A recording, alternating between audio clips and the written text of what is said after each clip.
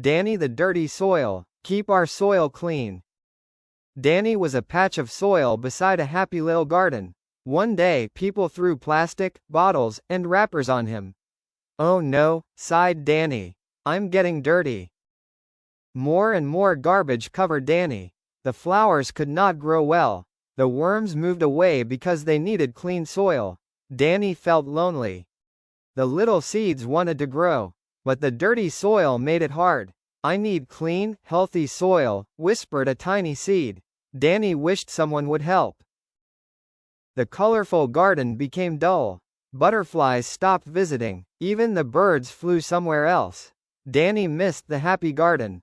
One morning, Mia visited the garden. She picked up the trash. She put bottles, paper, and plastic into the correct recycling bins. Danny smiled. Soon, Mia's friends joined her. They cleaned the garden together. The worms came back. Fresh air filled the garden again. The flowers bloomed. The vegetables grew tall. Butterflies danced from flower to flower. Danny felt healthy once more. Danny said, "Please don't throw trash on the ground.